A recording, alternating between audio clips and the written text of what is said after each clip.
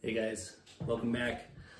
So I want to do a video on optics, and as far as what optic you should consider. As you might have seen in the title of the video, the title being purpose-driven optics, and I really want to emphasize on that purpose part of it, right? I've seen a lot of videos out there right now of the really popular YouTubers that are talking about what optic you should put on your rifle, and I feel like there's a little bit of a niche they're missing, just with some of them I've watched, where they're not talking about the purpose side of it. They talk a lot about, making sure you're getting a high end as far as EOTech, aim point, Leupold, some of the, just the stuff that is going to cost, Trigicon, ACOGs, right? Stuff that's going to cost you a very good, arm and a leg, I guess. And not that that's bad, but I feel like some of the video that, or the point that's being missed is what is the best optic for the purpose that you're going to be using the rifle for, right? And so I wanted to go over 4 different setups that I have here with different purposes that I set them up for and why I set them up that way, right? So we're gonna go left to right from my point of view. And so we're gonna start with this one here. Now, this one specifically is one that I set up for the purpose of sitting behind a bench and shooting at distance, kind of that DMR, SPR style setup, something where I'm laying on a mat. This is the first one that I built. It's got a ballistic advantage SPR barrel in it, stainless steel 223 Wild, so it's heavy, right? This, I don't even know what the weight on this is, but this sucker's heavy. Not something I'm going to carry around in a crap hits the fan scenario, ideally, because it would suck. But because of that, the optic I chose to put on it is a Leupold VX Freedom 3-9. It's got a TMR reticle in it and a dial for me to dial for ballistics and everything. And that's really what this was geared towards. It was geared towards that idea of I'm not going to be moving around a lot with it. It's kind of just once I get where I'm going, set it down and take shots, not kicking indoors, CQB, going through my house, whatever it be. That's not how I built this rifle. It was not for that purpose. It was for shooting at distance and more of a rested position. So the red dot on top is not for CQB. It could be used for it arguably, but primarily it is for finding targets more rapidly at distance to get faster engagements. So that's all that kind of piggyback is for. But that's what this one is for. This is designed, I built this purpose setup with this optic in mind for lying down and taking shots at distance. The next one I got here, this is one that I set up wanting it to be a kind of a do-all rifle. And I had weight in mind a lot with this kind of the second time around, because the first optic that I put on it was a Vortex PST Gen 2. And if you've done any looking into those, they're heavy. Like, they're great, a really great scope. I really like the scope, but it's outrageously heavy. And it was way heavier than I wanted this rifle to be. So I ended up ditching that. And that's where I settled with, this is a Hollow Sun red dot, followed behind a Sig Sauer Micro 5X, right? And again, I had weight in mind with this as a do-all rifle, and I wanted something when I built this out.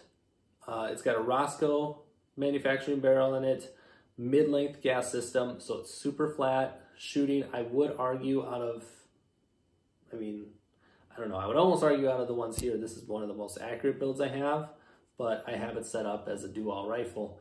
And I still wanted something that if I had to go CQB in my house, clear my house because of a bump in the night, I could do that, right? And I can just flip the magnifier off to the side and do my CQB with my red dot. But living out in open spaces like I do, sometimes I got something chasing chickens, and if it's at distance, I can then flip my magnifier over, now get clear picture, and see if it's either the neighbor's dog or a varmint, right? But it just gives me the ability to, if I need the magnification, I can, but it keeps this setup super light because it's just the red dot and the magnifier and not a big mount with an optic. So purpose-driven that way, in the sense of something super light, but duty rifle and can cover a lot.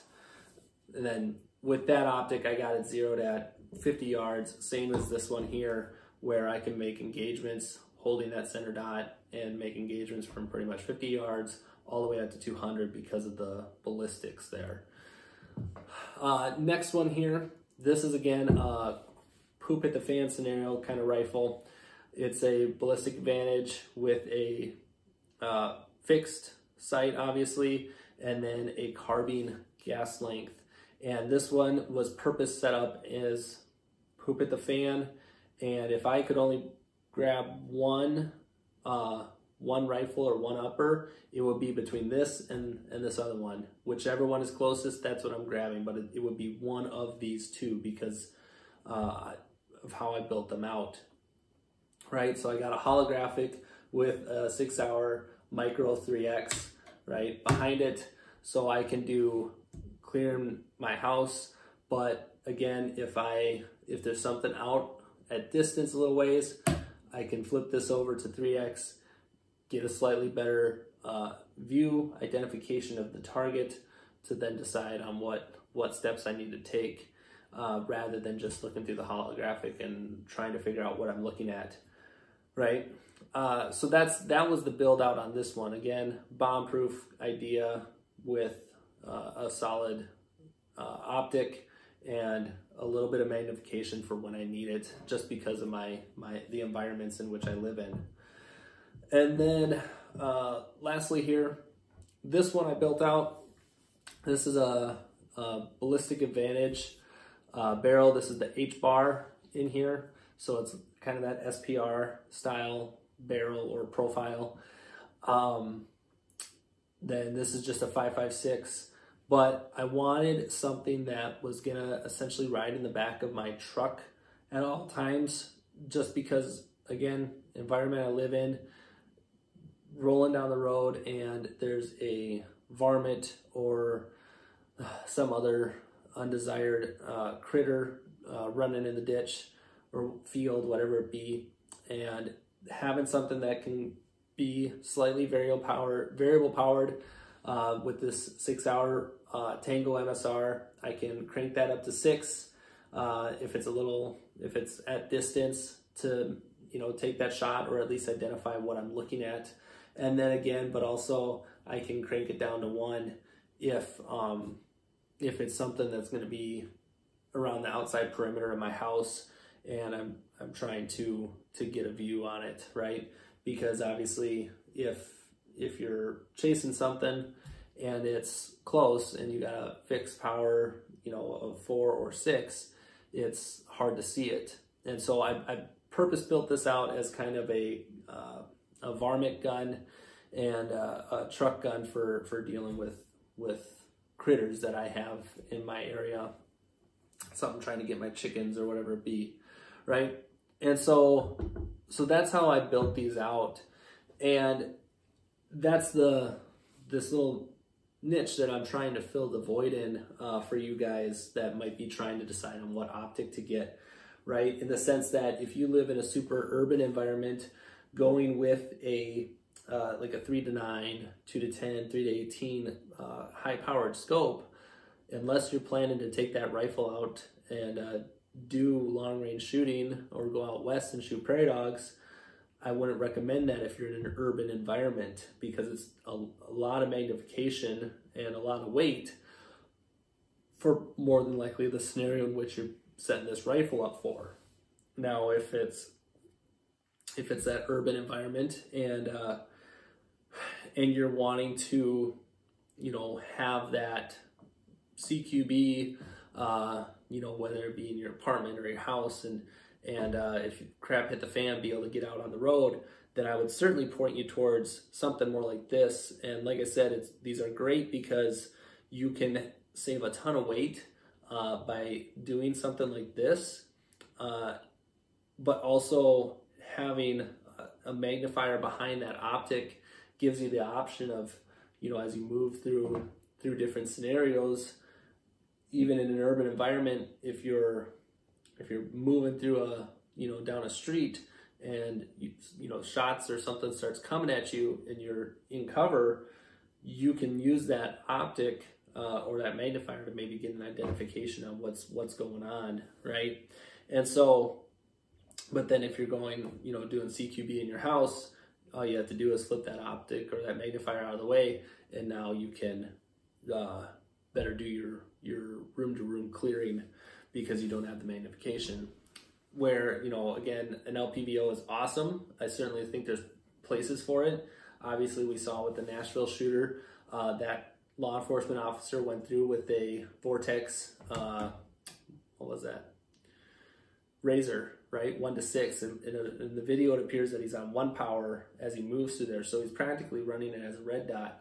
And in that case, you know, it worked out very, very well for him. And so I think there's a place for that kind of optic. But obviously with what he did, he could have gotten by with a simple red dot as well because he was not on a magnified power. But then I say that too just because obviously our military has been operating with Trijicons, but I think that they saw they had to fill a void because then they started piggybacking the red dots over the top because they realized that fixed 4 power that they were all running with the ACOGs was very difficult in urban environments doing CQB because your head's down, you're looking through a 4 powered scope, and you go into a room and you're looking through a tube, right? Where now your head's up a little bit, you're looking through that red dot and you can see your entire surroundings, right? And so I think that was a way that they realized they needed to adapt quickly because a fixed 4 power or 3 power that they were running through these buildings was just not gonna work for them. Nothing wrong with the Trijicon. It's obviously bomb proof, but again, if you're wanting to set that rifle up and you're in a highly urban environment, I don't know if a fixed 4 power is your best option unless you are for sure planning to do a piggyback of a red dot or an offset red dot on there. So again, I really just wanted to offer thoughts, another thought, another view as to not necessarily what optic brand to get, but what optic based on your purpose, right? And what you got that rifle for, why you got that rifle, and what you're gonna do with that rifle. Because honestly, I can honestly say, if you're like, well, I want a rifle that I can do CQB and have for home defense, but on the weekends I like to go out and shoot prairie dogs, there's really not an optic for that, right? It's either one or the other, honestly. And it's just because each one will work best in one spot or the other. You can't really get these to be like, well, this one covers everything, right? Arguably, the closest you can get to one covering everything would be an optic where you got the red dot and the magnifier, or holographic and a magnifier, limitation being it's a lot of glass to look through and your reticle is just a dot, you don't have any hash marks. So just things to consider. I'm just throwing out another point of view just to help you think about something you may not have and really help you try to decide what is the purpose of this rifle that I have and what do I need it / want it to do once it's set up. So with that, thanks for watching. If you have any questions or comments, please drop them below. If you have an optic setup that has worked really, really well for you and you're really excited about it or happy with it, please drop it in the comments just to help get some more ideas going for people. I appreciate everyone for all the likes and subscribes.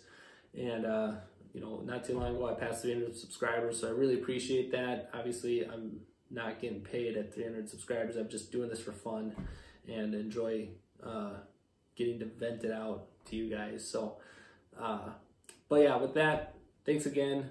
You guys have a great rest of your day, and we'll see you next time.